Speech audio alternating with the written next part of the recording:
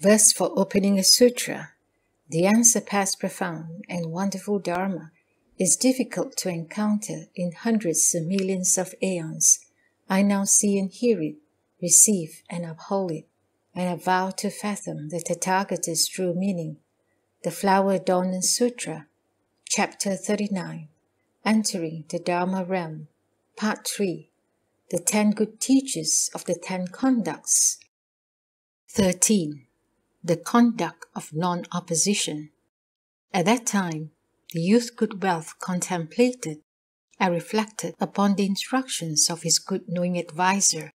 He was like a great sea, which receives rain from the great clouds without satiation.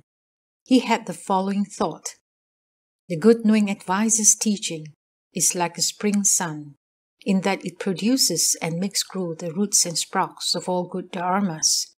The good-knowing adviser's teaching is like a full moon, in that it refreshes and cools everything it shines on.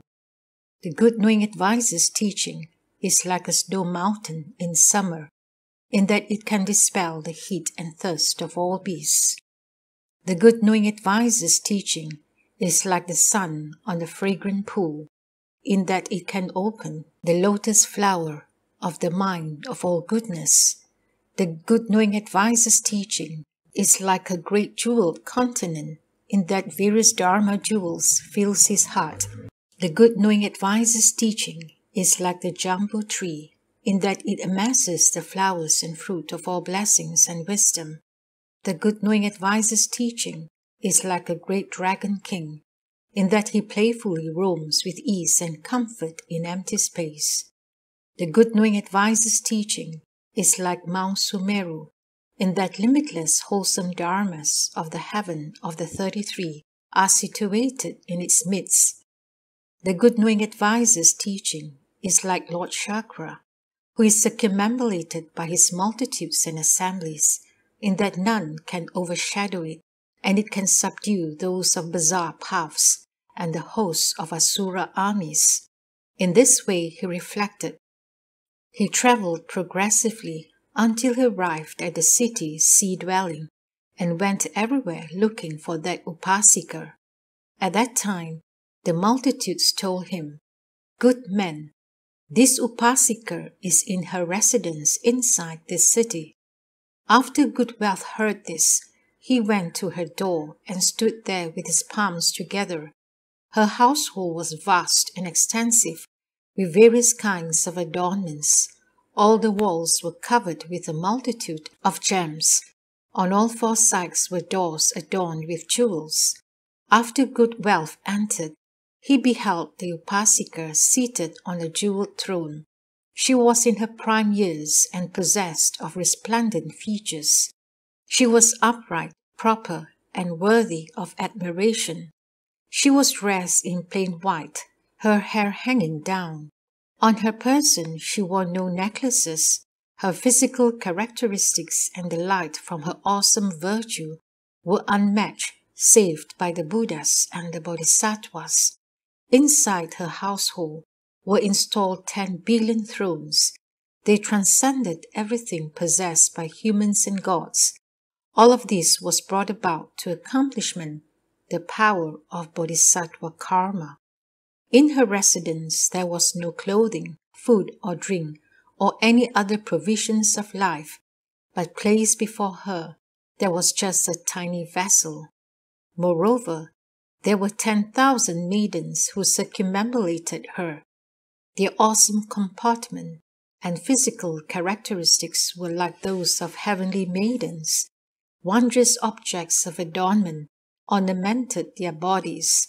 The sounds of their voices were wondrously fine, and whoever heard them was delighted.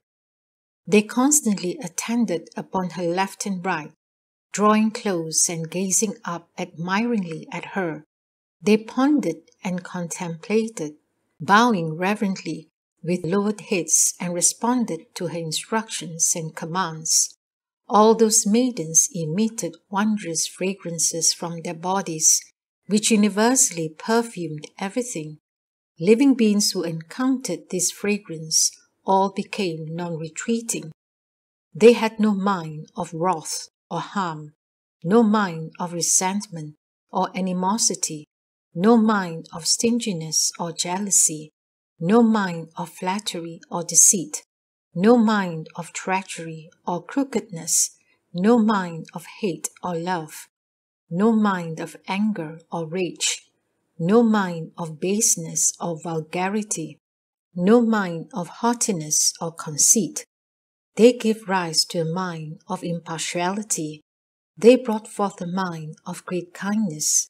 They brought forth a mind of benefiting, a mind of abiding in precepts and comportment, a mind of separating from greed and seeking. Those who heard their sounds became happy and jumped for joy. Those who beheld their bodies completely separated from greed and defilement. At that time, after seeing the Upasika complete abundance, the youth good wealth bowed at her feet, respectfully circumambulated her, stood with his palms put together and said, Sagely One, I've already brought forth the resolve for Anuttara Sankhya Sambodhi, but I still do not know how a bodhisattva studies the bodhisattva conduct and how he cultivates the bodhisattva way. I heard that the Sagely One is skilled at guiding and teaching. I hope you will explain this for me. She told him, Good man, I've attained the liberation door of a bodhisattva's inexhaustible treasury of blessings and virtue. From within this one such tiny vessel, I can accord with the various desires and delights of all living beings. I can bring forth from it various different kinds of delicious food and drinks, and completely cause them to be fulfilled and content. If there are 100 living beings, 1,000 living beings, 100,000 living beings, 100 million living beings, 10 billion living beings, 100 billion living beings, 100,000 billion of nayutas of living beings, up to and including ineffably ineffable living beings. And if there are living beings to the number of dust motes in Jambudvipa, living beings to the number of dust motes in one set of all continents under heaven, in a small 1,000-world system, in the middle 1,000-world system, in a great 1,000-world system, up to and including living beings to the number of dust motes in ineffably ineffable Buddha Kshetriyas.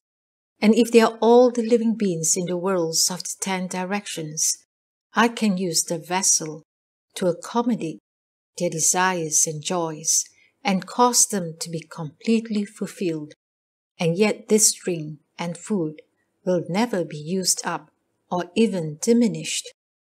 As it is with drink and food, so too it is with various kinds of superior flavors, various kinds of furniture, various kinds of clothing, various kinds of bedding, various kinds of carriages, various kinds of flowers, various kinds of garlands, various kinds of incenses, various kinds of paste incense, various kinds of burning incense, various kinds of powdered incense, various kinds of precious jewels, various kinds of necklaces, various kinds of banners, various kinds of streamers, various kinds of canopies, various kinds of superior and wondrous provisions of life.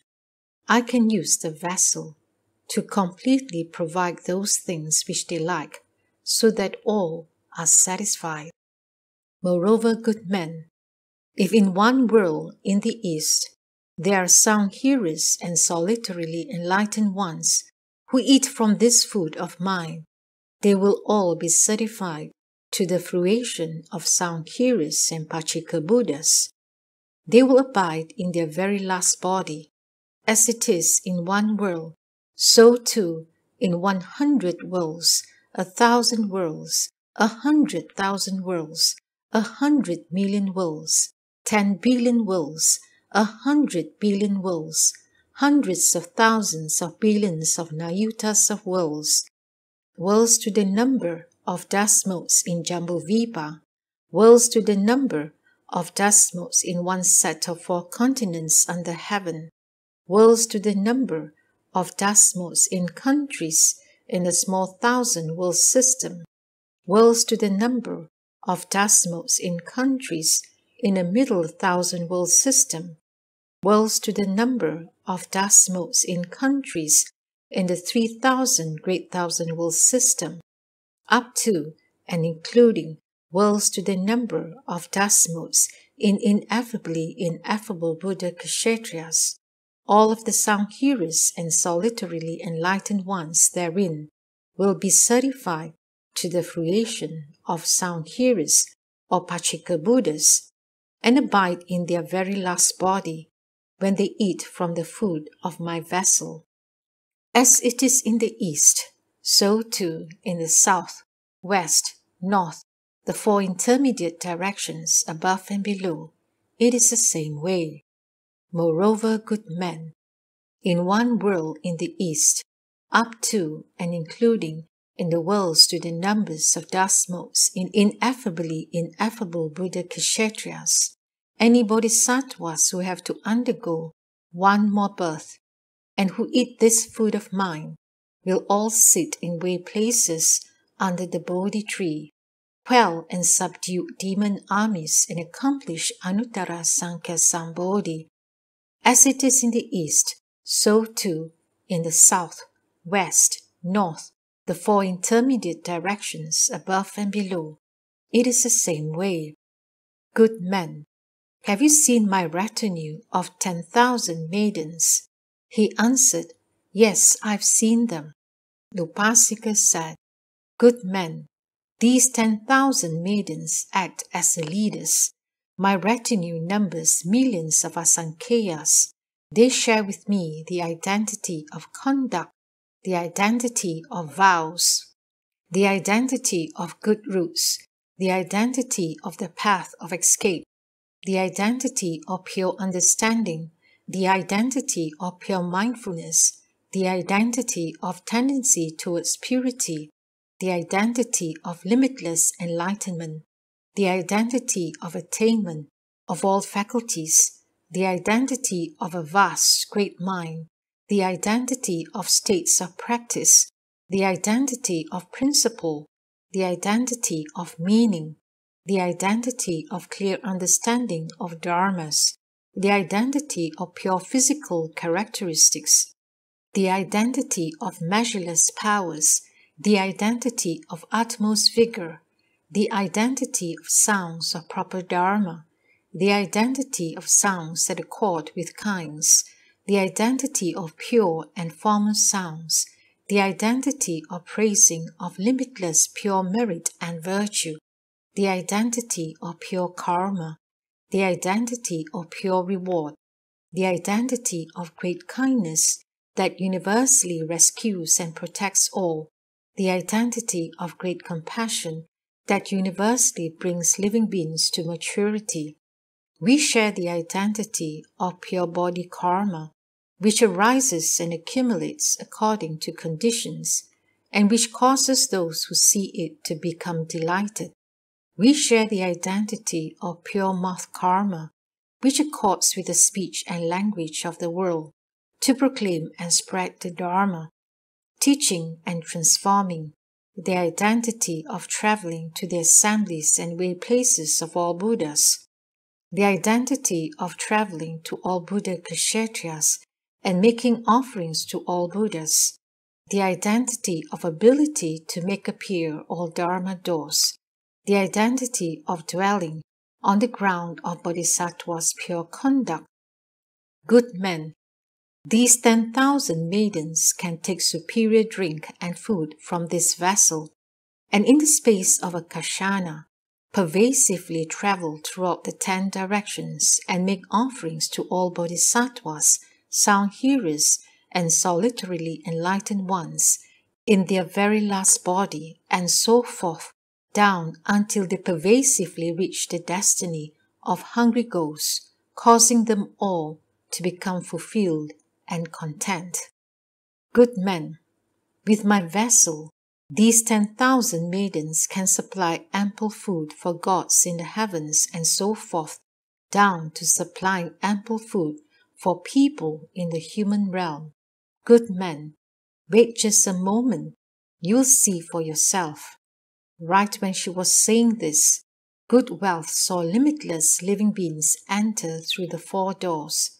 They were all drawn in through the Upasika's original vows. As they congregated there, she arranged for seats and had them sit down.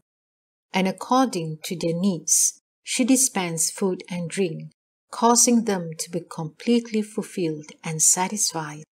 He then said to Good Wealth, Good men, I only know this liberation door of a bodhisattva's inexhaustible treasury of blessings and virtue.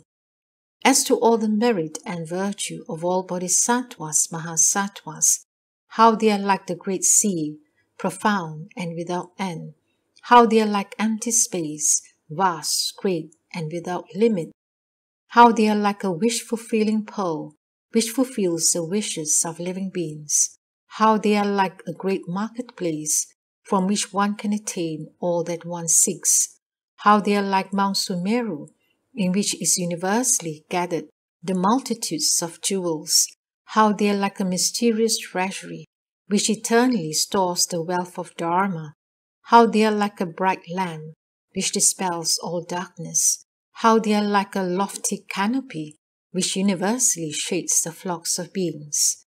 How could I possibly know or speak of their conduct of merit and virtue?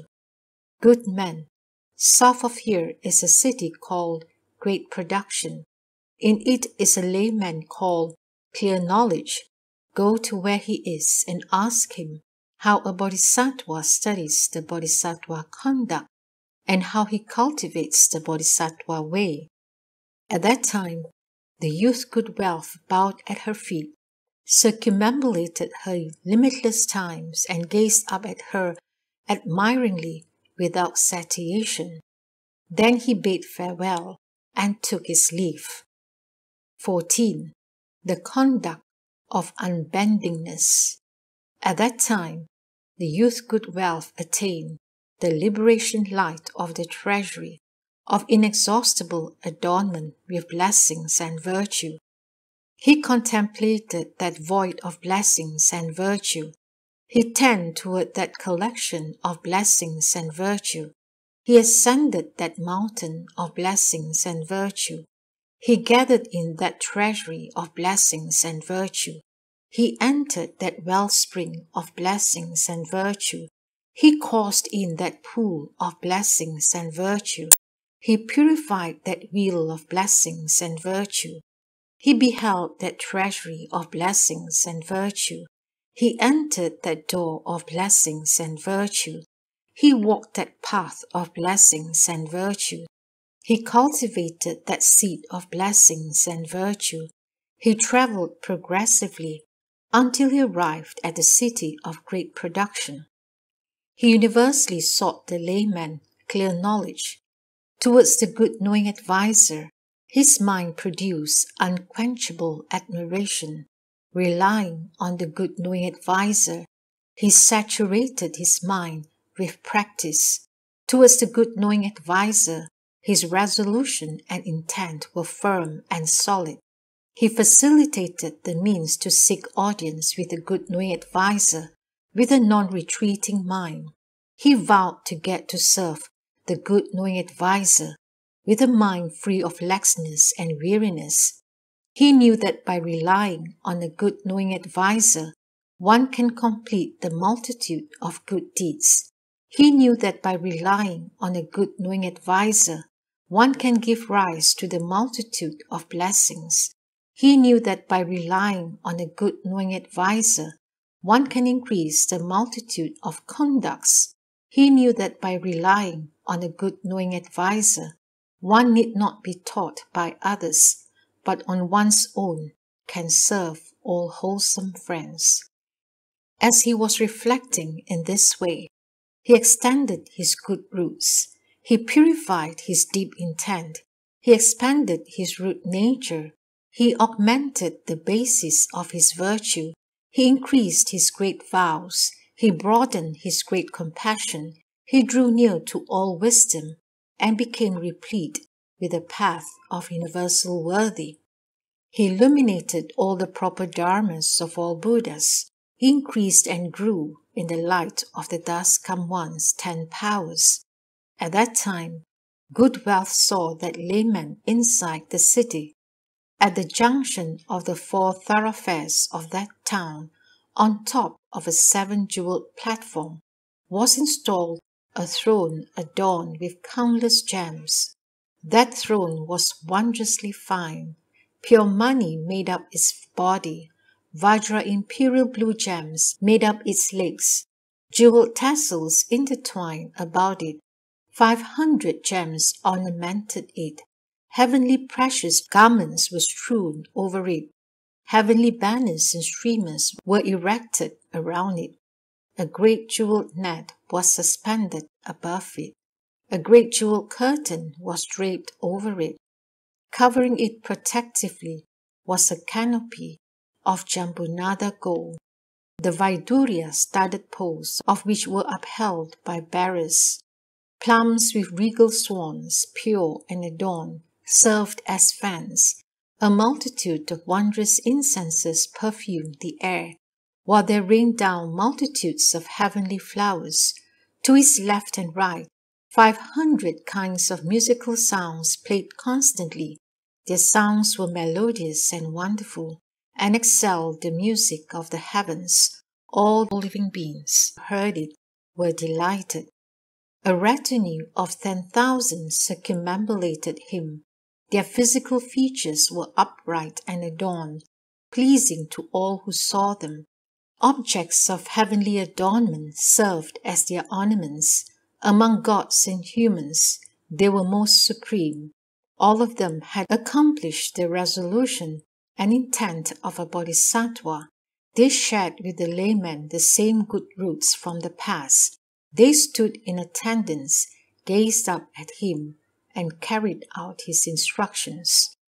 At that time, good wealth bowed at his feet, circumambulated him measureless times, stood with his palms together and said, sagely one, for the sake of benefiting all beings, for the sake of causing all beings to live suffering and difficulty, for the sake of causing all beings to attain ultimate joy and peace, for the sake of causing all beings to escape from the sea of birth and death, for the sake of causing all beings to dwell on the jeweled continent of dharmas, for the sake of causing all beings to dry up the river of love, for the sake of causing all beings to give rise to great kindness and compassion, for the sake of causing all beings to renounce and live desire and love, for the sake of causing all beings to thirstily aspire to the Buddha's wisdom, for the sake of causing all beings to get out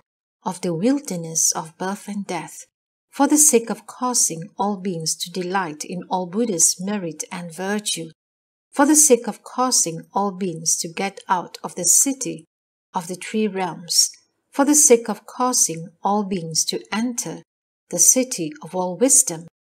For reasons such as these, I've brought forth the resolve for Anuttara Sankhya Sambodhi, and yet I still do not know how a bodhisattva studies the bodhisattva conduct, how he cultivates the bodhisattva path, and how he acts as a place of reliance and repose for all beings. The layman told him, good indeed, good man, that you have been able to bring forth the resolve for Anuttara Sankhya Sambodhi. Good man, a person who brings forth the resolve for Anuttara Sankhya Sambodhi is difficult to come by. If a person can bring forth the resolve, then he can seek the bodhisattva conduct. In meeting a good knowing advisor, he will be forever without weariness or satiation. In drawing close to a good knowing advisor, he will be eternally without fatigue. In making offerings to a good knowing advisor, he will be forever without tiredness or laxness. In serving a good knowing advisor, he will not become aggrieved. In seeking a good knowing advisor, he will never retreat. In cherishing and being mindful of a good knowing advisor, he will never forsake him. In attending a good knowing advisor, he will take no momentary respite. In gazing up at a good knowing advisor, he will never pause for rest. In practicing the good knowing advisor's teachings, he will never be lax or slothful. In carrying out the good knowing advisor's intentions, he will never make mistakes. Good men, do you see the people in this assembly? Good Wealth answered, Yes, I see them. The layman said, Good men, I have already caused them to bring forth the resolve for Anuttara Sankhya Sambodhi, and to be born in the thus come one's households, to increase and grow in pristine dharmas, to securely abide in all the limitless paramitas, to study the Buddha's 10 powers, to be apart from the clan of the worlds, and to dwell in the clan of the thus come ones, to renounce the wheel of birth and death, and to turn the wheel of proper Dharma, to destroy the 3 evil destinies, and to dwell in the destiny of proper Dharma, and like all bodhisattvas, to be able to rescue and protect all living beings. Good men, I've attained the liberation door of the treasury of producing blessings and virtue according to one's intent.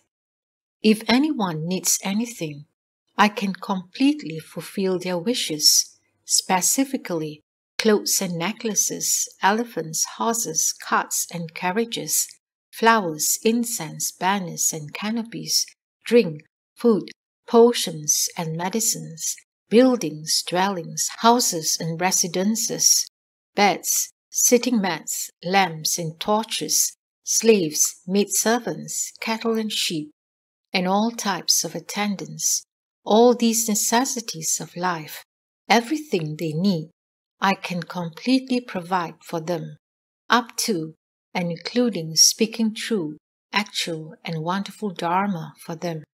Good men, wait for a short moment. You will see for yourself. Right as he was saying this, limitless beings from various directions, various worlds, various countries, various cities and counties, each of different shapes and species, of varying delights and desires, their number boundless, all arrived and gathered there together because of the power of vows made by the Bodhisattva in the past. Each of them, according to his individual wishes, made requests and asked for favors.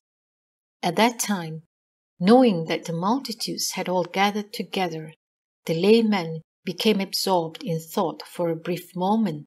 He gazed up into empty space, and then the very things they needed all descended from empty space. Everyone in that multitude was completely satisfied. Then he spoke various dharmas for them, specifically for those who were fulfilled and made content from the fine food they had obtained.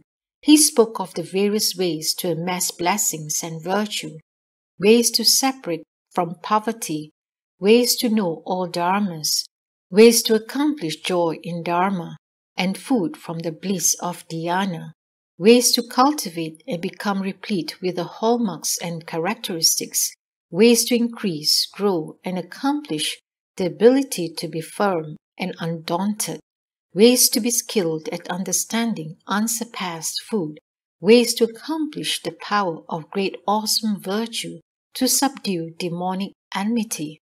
For those who were fulfilled and made content from the fine drink they had obtained, he spoke Dharma, thus causing them to renounce and separate from love and attachment within birth and death, and to take in the flavor of Buddha Dharmas. For those who obtained the various supreme flavors, he spoke Dharma and caused them to attain the marks of all Buddhas, thus come one's superior flavor. For those who were fulfilled and made content by obtaining carts and carriages, he proclaimed various Dharma doors and caused them all to ride in the Mahayana.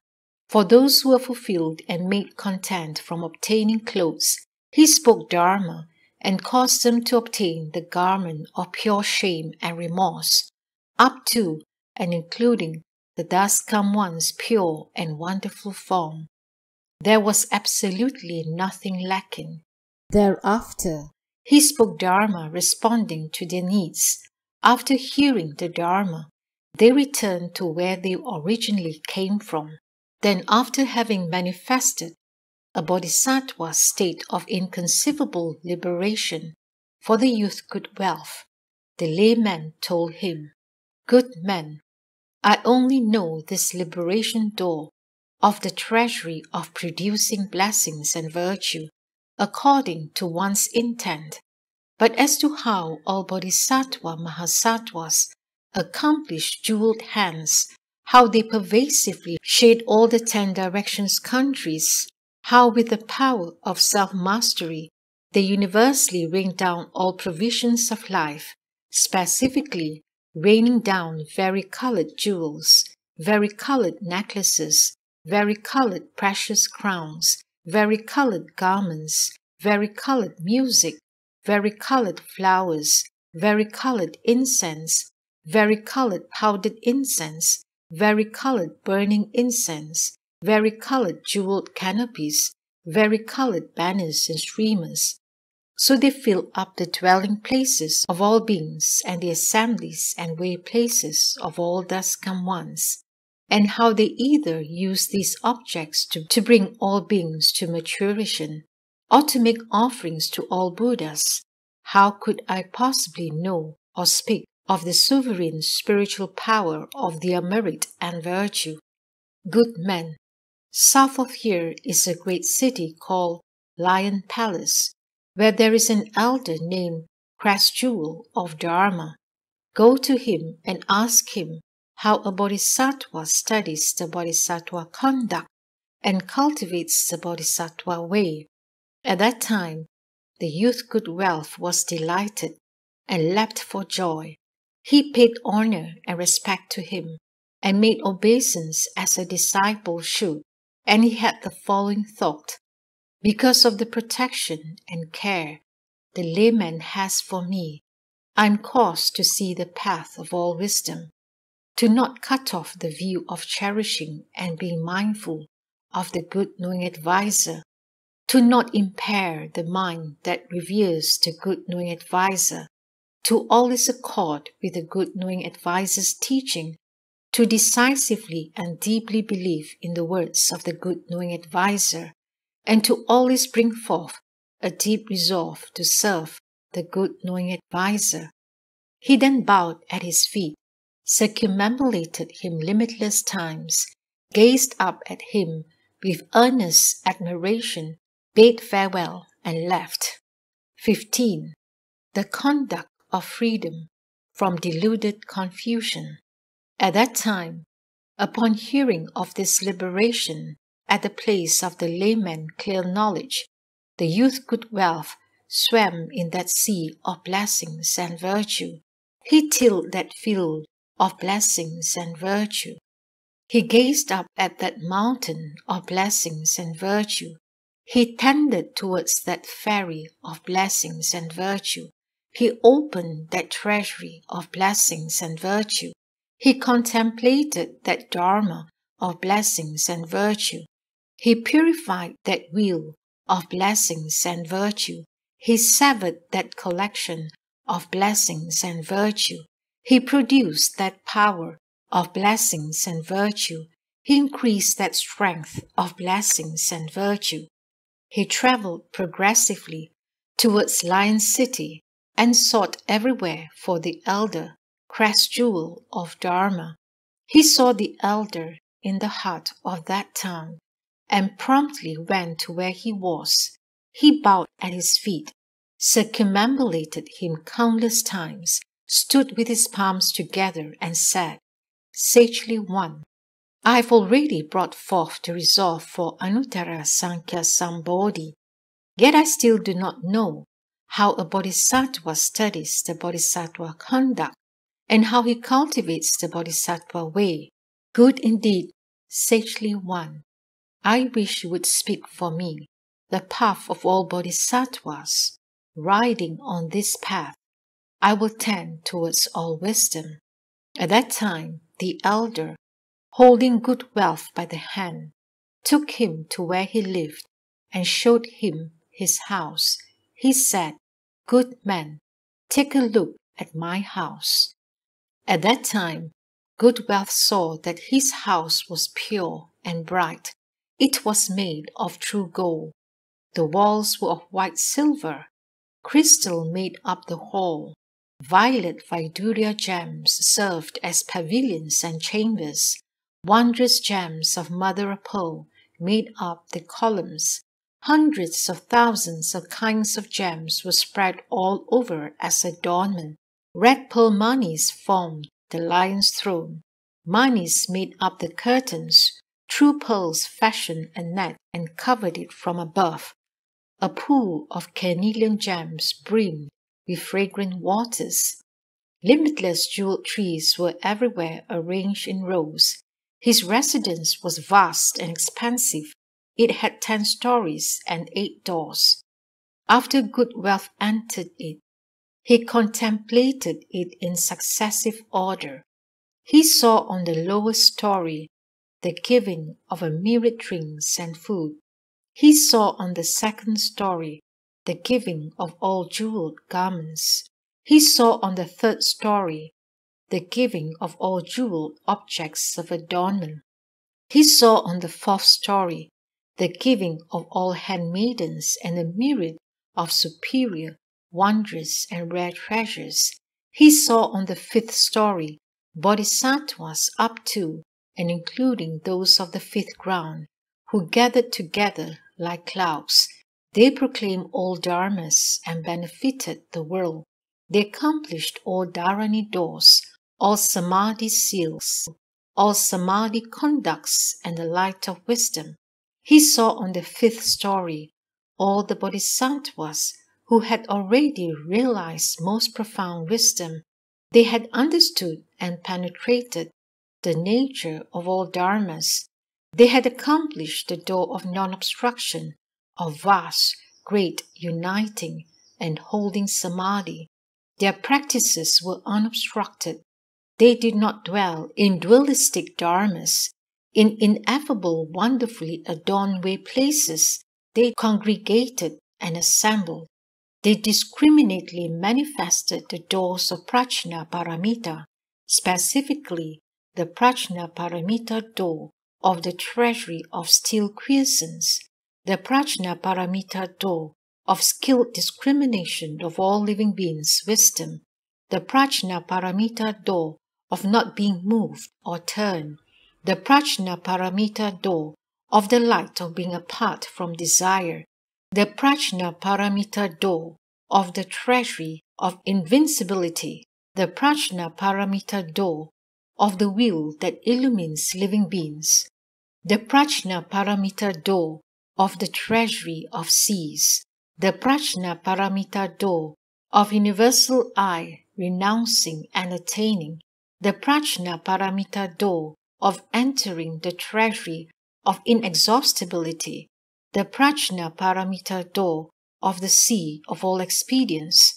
the Prajna Paramita door of entering the seas of all worlds, the Prajna Paramita door of unobstructed eloquence, the Prajna Paramita door of according with living beings, the Prajna Paramita door of unobstructed light, the Prajna Paramita door of constantly contemplating past conditions and billowing forth Dharma clouds.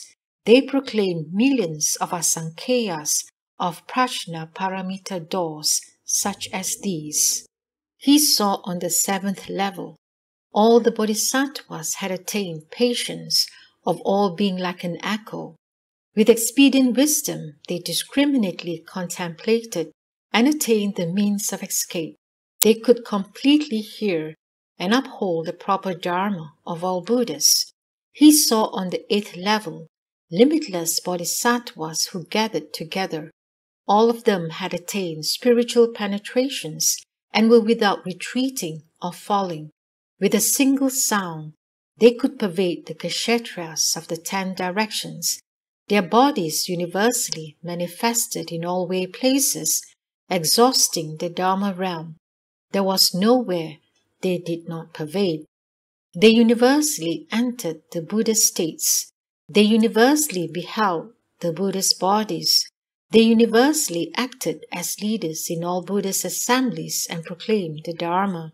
He saw on the 9th level those bodhisattva multitudes who were bound by one life, who had gathered there together. He saw that the 10th level was filled with all thus come ones. From their bringing forth their initial resolve, their cultivating the bodhisattva conduct, their transcending birth and death, their fulfilling great vows, their power of spiritual penetrations, their purifying of Buddha lands, their assemblies and way places, their turning the wheel of proper Dharma, their taming and subduing living beings, all this was made clearly visible to him. At that time, after seeing these events, Good Wealth asked, Sagely One, what was the conditions that brought about these pure assemblies? What good roots were planted to reap results such as these? The elder told him, Good man, I remember in the past, going back kalpas to the number of dust motes in Buddha Kshatriyas, there was a world called Perfect Adornment. The Buddha's title was King of Universal Adornment of the Dharma realm with boundless light. Thus come one worthy of offerings, one of proper and equal enlightenment, perfect in the 10 titles. When that Buddha entered the city, I played music and lit one piece of incense as an offering to him. The merit and virtue from this I transferred to 3 places, specifically to be forever apart from all poverty, destitution, difficulty, and suffering, to forever see all Buddhas and good knowing advisers, and to forever hear the proper Dharma. Because of this, I reap this reward. Good men, I only know this liberation door of a bodhisattva's treasury of jewels, of limitless blessings and virtue. As to how all bodhisattvas, mahasattvas obtain the treasury of jewels of inconceivable merit and virtue, how they enter the undifferentiated sea of the dust come one's bodies, how they receive undifferentiated, unsurpassed clouds of Dharma, how they cultivate undifferentiated aids to the way of merit and virtue, how they give rise to the undifferentiated net of universal worthies conduct, how they enter the undifferentiated states of samadhi, how they have the same undifferentiated good roots of a bodhisattva, how they abide in the undifferentiated dwelling of a dust come one, how they certify to undifferentiated sameness of the 3 periods of time, how they dwell in the state of universal I, and how they dwell in all kalpas without weariness or satiation. How could I possibly know or speak of their conducts of merit and virtue? Good men, south of here is a kingdom called Reed Root. In that country is a city called Door of Universality. Within it is an elder known as Universal I. Go to him and ask him how a bodhisattva studies the bodhisattva conduct and cultivates the bodhisattva way. At that time, the youth Good Wealth bowed at his feet, circumambulated him countless times, and gazed up at him with longing admiration. Then he bade farewell and left. 16. The conduct of good manifestation. At that time, after the youth Good Wealth heard this liberation, at the place of the elder Crest Jewel, he profoundly entered the limitless knowledge and vision of all Buddhas. He securely dwelt in the Bodhisattva's limitless supreme conduct, He understood and penetrated a bodhisattva's limitless skill in means. He aspired towards a bodhisattva's limitless Dharma doors. He purified a bodhisattva's limitless faith and understanding. He brightened and sharpened a bodhisattva's limitless faculties. He accomplished a bodhisattva's limitless delights and inclinations. He penetrated a bodhisattva's limitless doors of conduct. He increased and grew in the bodhisattva's limitless power of vows. He established a bodhisattva's invincible banner. He gave rise to a bodhisattva's wisdom and illuminated a bodhisattva's dharmas. He traveled progressively until he arrived at the kingdom reed root. He inquired and searched for the whereabouts of that city. In spite of undergoing vicissitudes and hardship, he did not shrink from toil or bitterness. He had only proper mindfulness for the good knowing advisor's teaching. He wished to always draw close to, serve, and make offerings to him.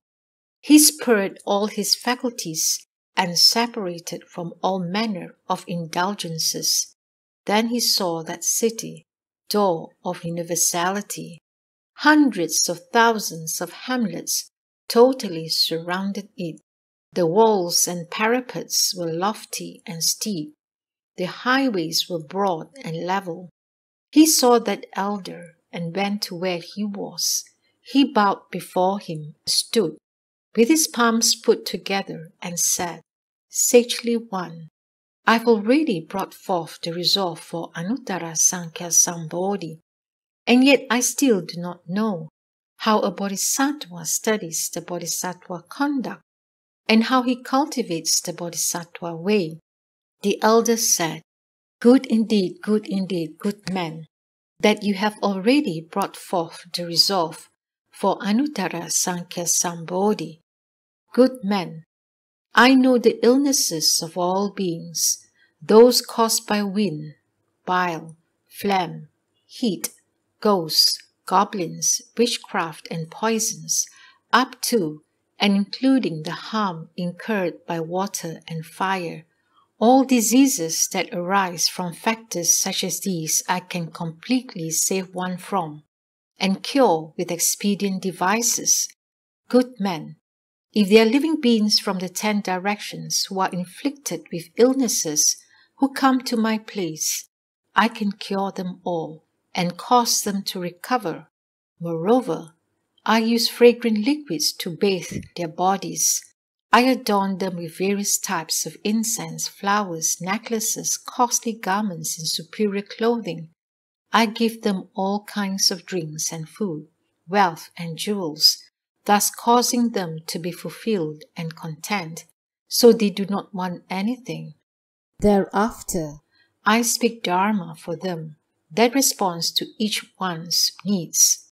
I teach those with much greed and desire the contemplation of impurity.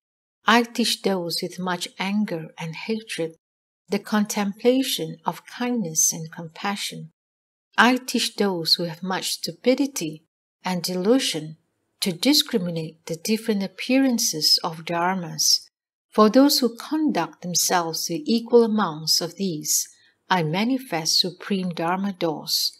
For the sake of causing them to bring forth the Bodhi resolve, I laud the merit and virtue of all Buddhas. For the sake of causing them to rouse the mind of great compassion, I manifest the limitless sufferings and afflictions of birth and death.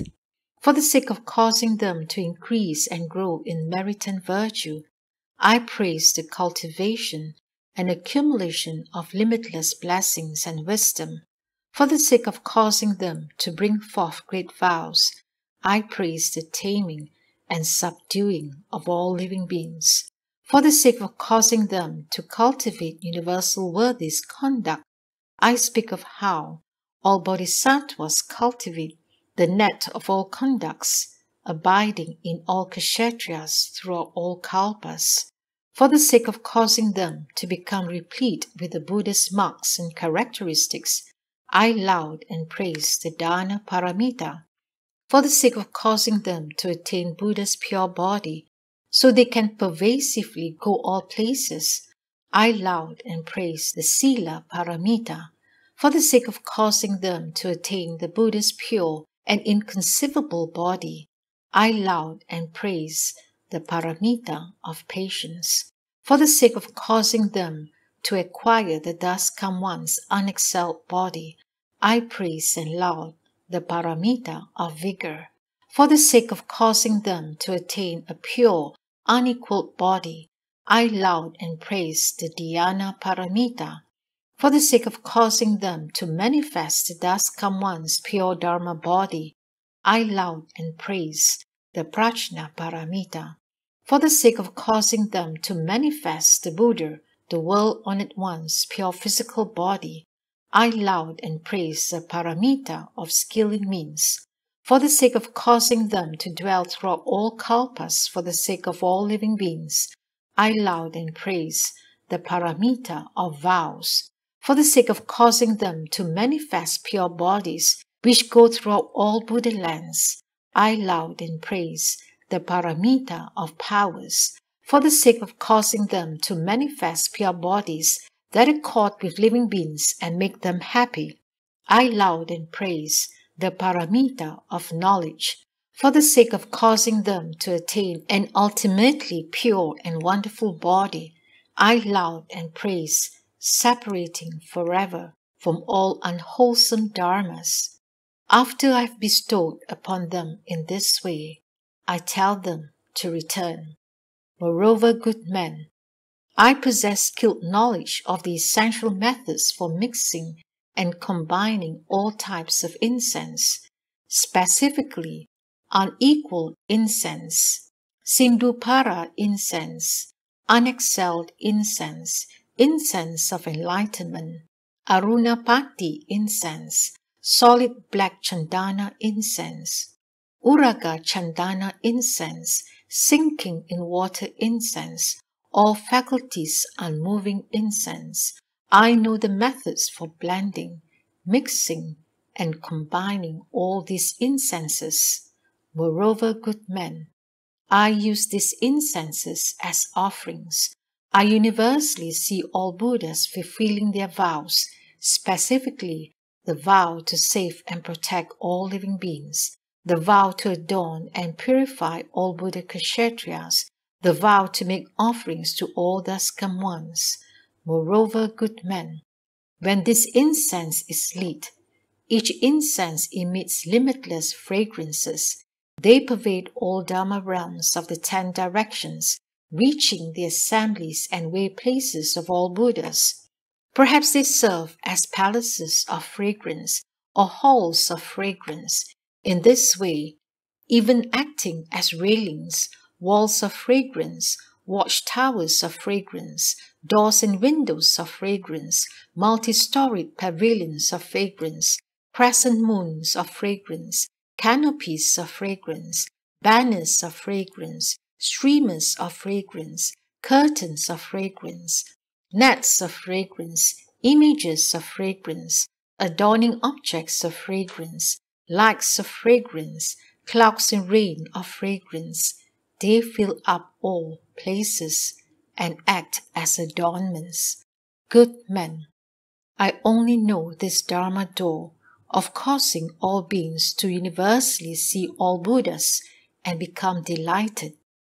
As for how all bodhisattvas, mahasattvas, are like the great medicine king, how all who either see them or hear them, or mindfully recollect them, or dwell with them, or travel along with them, or say their names, reap benefits without having been in vain, how living beings who get to meet them, even momentarily, will certainly have all their afflictions dispelled, how they enter into Buddha Dharmas, how they separate from all skandhas of suffering, how they forever allay all fear of birth and death, how they arrive at the place of the fearlessness of all wisdom, how they demolish the great mountain of all old age and death, and how they securely dwell in the bliss of level, equal, still extinction. How could I possibly know or speak of their conduct of merit and virtue? Good men, south of here is a great city called Talabana. In it is a Raja called No Satiation. Go to where he is and ask him how a bodhisattva studies the bodhisattva conduct and cultivates the bodhisattva way. At that time, the youth good wealth bowed at the feet of Universal I, circumambulated him limitless times and gazed up at him with longing admiration. Then he bade farewell and left.